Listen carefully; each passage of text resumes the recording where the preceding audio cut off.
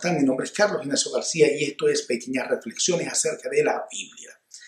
En el capítulo 1 del Nuevo Testamento de Lucas capítulo 1, aparece una historia con un personaje en común que es el ángel Gabriel, uno hablando con Zacarías y el señor que era ya anciano que estaba oficiando el servicio del Señor en el templo, y otro se le aparece a la Virgen María. Tenemos ese personaje en común, Gabriel. Ahora, Gabriel le hace esta declaración a Zacarías y le dice que él ha sido escuchada sus oraciones y que él y su esposa van a tener un hijo, al cual le van a poner Juan, que va a ser un niño espléndido, va a preparar todo el camino delante del Señor para que cuando venga el Señor esté un pueblo bien dispuesto a recibirlo. Cuando Zacarías recibe esta noticia de Gabriel, del ángel Gabriel, le hace un cuestionamiento, una pregunta. Y esta pregunta tiene que ver con la duda, porque le dice, ¿cómo voy a estar seguro de eso?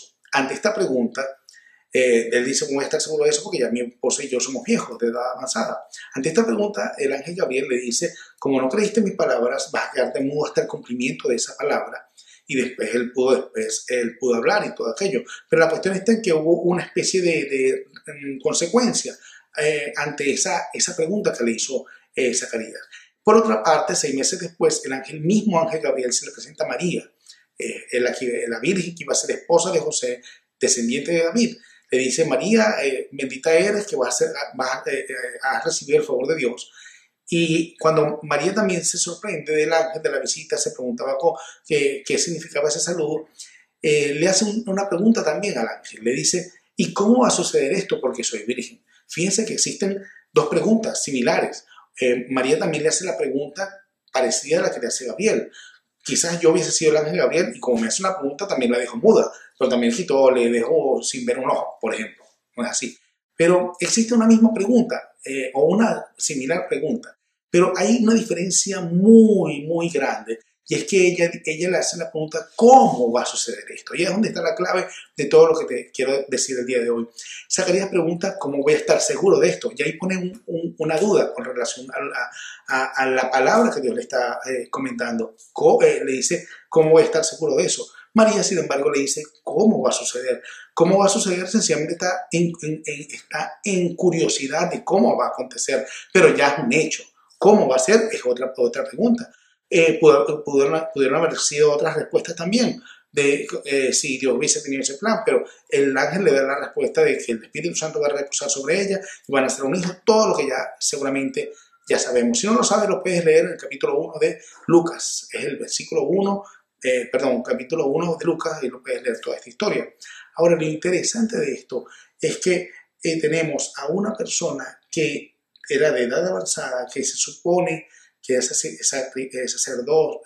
un sacerdote del templo, que no debería tener dudas acerca de la palabra de Dios, y sin embargo la tiene cuando le dice, ¿cómo voy a estar seguro de esto? Pero tenemos por otro lado a María, que ante una situación muy similar, le hace la pregunta a Dios, le hace la pregunta a Gabriel en particular, ¿cómo va a suceder? Quiere decir que nosotros tenemos aquí estos 2 panoramas, la duda y la convicción, pero no saber cómo. Eso es lo que a veces nos pasa a nosotros. Tenemos respuestas de Dios, palabras de Dios, no le preguntemos al Señor, no dudemos delante del Señor, sino que preguntémosle cómo lograr eso que Dios nos ha dicho, que Dios nos ha dado, esas instrucciones o esa palabra que Dios nos dio, preguntémosle entonces al Señor cómo lo vamos a hacer, porque ahí es donde nosotros entonces disponemos nuestra mente, nuestro cuerpo a andar según el criterio y el propósito que Dios tiene para tu vida y para la mía. Muchas gracias por vernos. Por favor, suscríbete al canal, coméntalo, sería interesantísimo saber otras dudas que tengas acerca de la Biblia y poder compartirla en poco tiempo. Y comparte este video con otros para que otros también escuchen y se edifiquen con esta hermosa palabra. Bye, nos vemos. En resumen, Zacarías era anciano, experimentado y sacerdote. En cambio, María era joven, virgen y crédula. A Dios no le molesta tu inocencia, pero sí se incomoda con tu incredulidad.